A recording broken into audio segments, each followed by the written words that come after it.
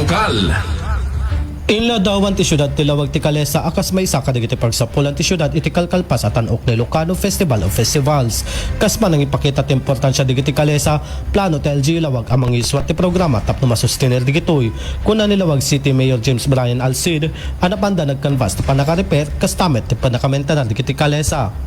Purposing talaga dito Calesa po sustain tayo suda. Sa nag-canvas campaign na po di repair and maintenance dito Calesa ket nakakita tayo met iti fabricator nan. Kabayatan na kuna ni Mayor Alcid aday iti programa pa ng sustenir kadigiti Calesa ket manarimaan ang ising-singasing da iti tourism office dito syudad.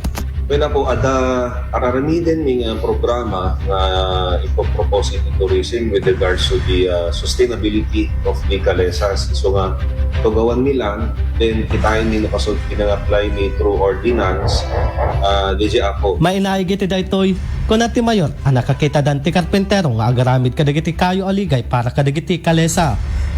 Daytoy ti damag manipod syudad ti Lawag para ti IFM News, Idol Rain Santos, tatak IFM